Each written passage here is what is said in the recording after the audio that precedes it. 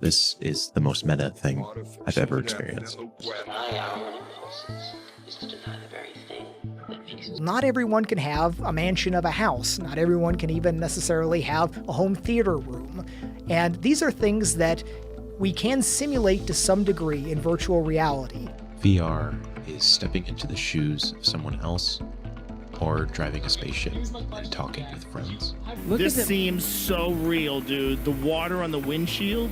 The museum that you walk through, you're not fondling the individual things there, you're experiencing things in a way that could, with a good enough virtual reality experience, be replicated there without the travel, without the lines, without the crowds. The club was so obviously fake, but my presence in it and the presence of all these other people felt really real. It's gonna be insane, judging from my brief comedy club experience. This place was weird, but in a good way. In an accepting, fun, exciting kind of way.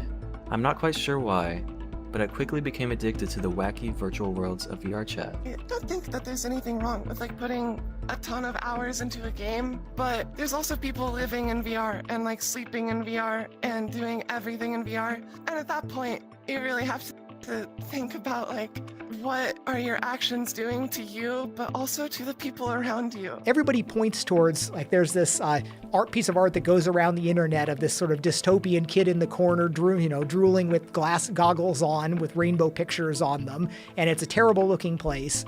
And people say it's oh, this is the world you're trying to build. People plugged into virtual reality that ignore the world around them. And of course, the first rejoinder to that is, well, is his life really better if he takes them off and he's in this horrible place there? It was as if the virtual world was my primary reality. As if I was living in this metaverse and only leaving it to keep the body I was plagued with IRL alive. The anonymity of VR chat is why it's so addicting. I'm not really comfortable with dancing in real life, but I feel comfortable dancing here. I found it's very easy to find your tribe, to make friends, to communicate with others through the virtual landscape. Or it's no longer through a digital window, no longer through a screen or a phone, but actually being there with them. And that to me is what VR is. Connection. This is a completely new medium for expression.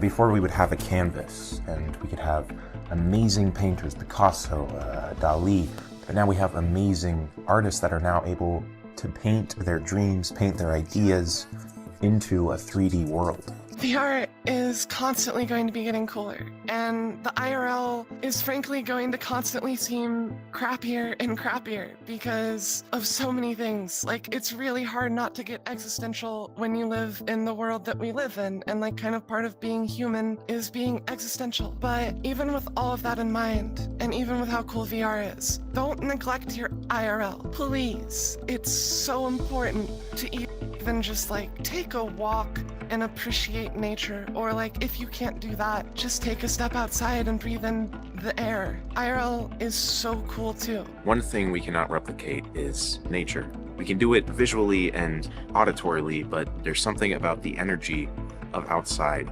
that is amazing. Although VR can be immersive, realistic, fun, exciting, and liberating, there's always this dreamlike veil that separates the virtual from reality. It is as if there is a glass wall, keeping us from truly existing within the worlds we feel like we are inhabiting. No matter how immersed, no matter how connected I get to the experience, this wall still exists. No amount of technology, software, or hardware upgrades will remove this barrier.